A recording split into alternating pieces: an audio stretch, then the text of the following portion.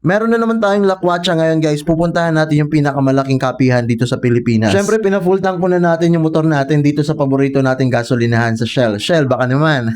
Medyo malapit nga lang to sa amin, mga 30 minutes ride lang from Malbalacat, Pampanga going to San Fernando, Pampanga. Ito na nga pala guys yung pupuntahan natin, yung R Cafe. Na according sa mga pumunta dito ito daw yung pinakamalaking coffee shop sa Pilipinas. Hindi ko alam kung shop ba to or mall.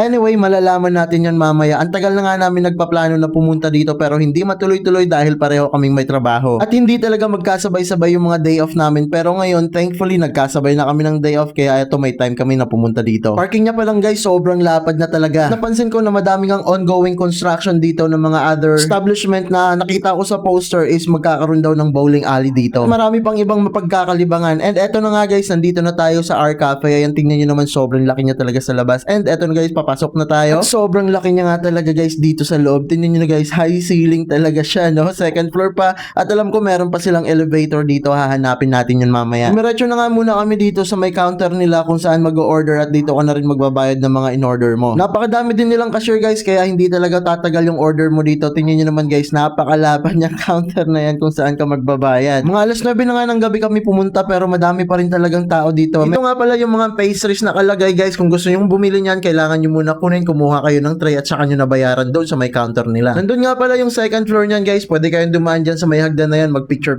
kasi lahat ng nakikita ko dito guys halos pumunta dito dahil sa napaka-aesthetic naman talaga ng loob nitong R Cafe. Ito na nga pala guys yung elevator nila. Kung madami kayong dala, pwede kayong dumaan doon. Nandito na nga pala tayo sa second floor, nahagdan lang tayo pero tingnan nyo naman guys, sobrang lawak niya talaga at ang daming greens, napaka-relaxing sa mata. Pati yung mga choice of lights is napakaganda din talaga, talagang maaakit ang kahit sino na pumunta dito. And nandito tayo guys sa pinakataas, tingnan nyo naman yan, napakalawak talaga nitong R Cafe na to. Etong part na to talaga yung nagustuhan ko or na-amaze talaga ako dito dahil pwede ka nakaupo dito and habang pinapanood mo yung nasa ibaba or habang may live band, yung parang Japanese or Korean style yung setting habang kumakain. Mostly nga na nakikita ko dito is magbabarkada, mga pamilya, nagbabanding talaga sila dito. And eto guys, naka-order na kami, konti lang yung in-order namin kasi nakalimutan ng partner ko yung isang order at yung rice meal is para lang talaga sa kanya, nakalimutan niya akong orderan. Ending, naghati na lang tuloy kami sa in-order niya. Pero okay lang yun, at least nakatipid kami. Kasi ang price nitong in-order namin guys is pang 2 araw na naming budget to. May nagtanong nga dyan sa comment section, rating ko daw sa food and drinks dito sa R Cafe. Yung rating na ibibigay ko dito guys is para lang dito sa mga in-order namin, hindi para sa lahat ng menu nila. Yung rice meal po is 8/10 para sa akin, yung soup nila 10/10, yung drinks nila 8/10 din. Pero yung place 10/10.